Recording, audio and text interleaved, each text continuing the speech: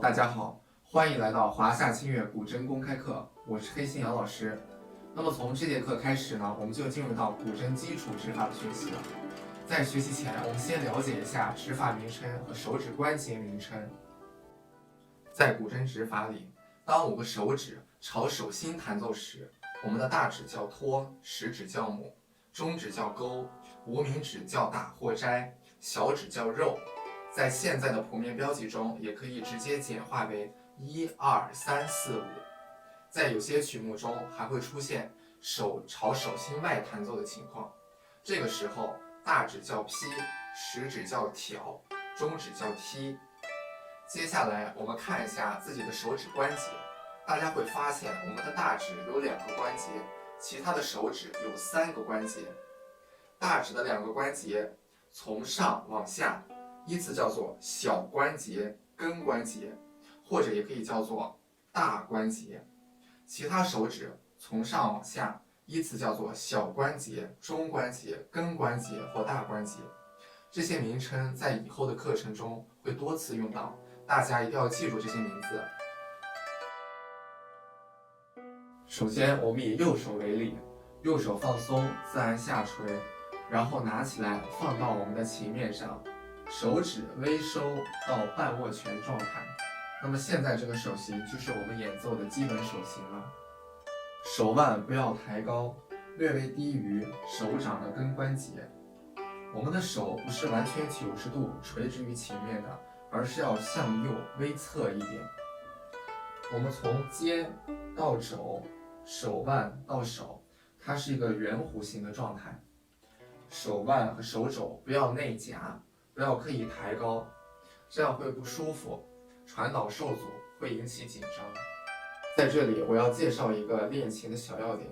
当你在练琴的过程中感觉到你的手或者手臂紧张了，你可以重复一下这个动作，把手放松，自然下垂，然后再拿起来放到琴面上。当你的手找到了放松的感觉后，再继续练习。下面我们第一个要学习的指法叫做大搓。大搓是指大指托和中指勾同时在2根琴弦上弹奏，一般弹奏8度音程，指法符号为。注意指甲入弦为胶布上方露出这段指甲的一半到指尖，指尖垂直出弦，略微大于90度。然后打开勾指和托指，放在低音骚和中音骚上做准备，其他手指还是保持基础手型的放松状态。当你可以稳定的放弦之后，就可以开始学习大搓的贴弦提弹法。把大指和中指往手心内弹，想象你的手像抓娃娃的爪子一样。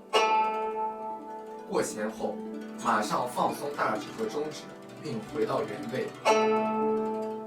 这个感觉需要通过一段时间的练习后才会找到。贴弦提弹法稳定后，就可以开始学习大搓的提弹法了。提弹法就是把贴弦的步骤去掉，不提前碰到琴弦，直接过弦弹奏。这个弹法就像我们最本能抓东西的动作。注意要点1：手指根关节发力过弦，小关节不要扁，过弦不要发软，要绷住。中关节也不要扁，中关节扁比较少见，但是也存在。注意要点2：弹奏大搓的时候不要跳，不要像这个样子。初期练习可以用左手压在右手的手背上，感受自己有没有跳动。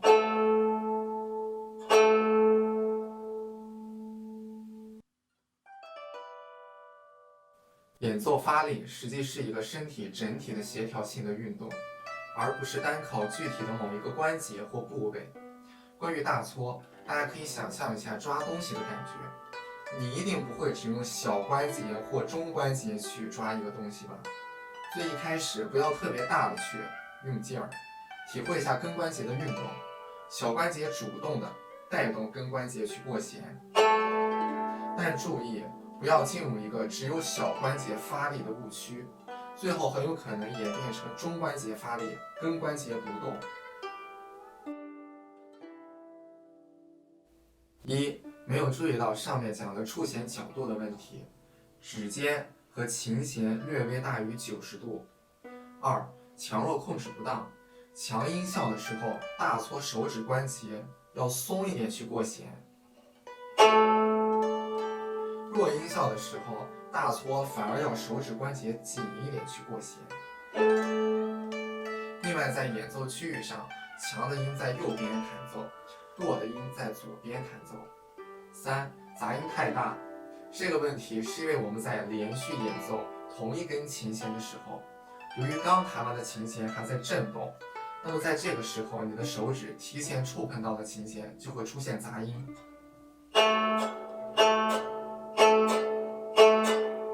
解决这个问题，只需要在弹奏的时候直接的快速过弦就可以了。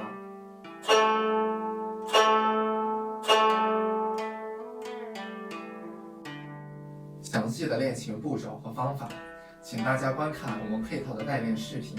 老师，我要练之大搓练习。那么本期课程到这里就结束了，大家有任何问题都可以在下方评论区留言。假如喜欢我们的视频，记得要长按点赞哦。下期再见。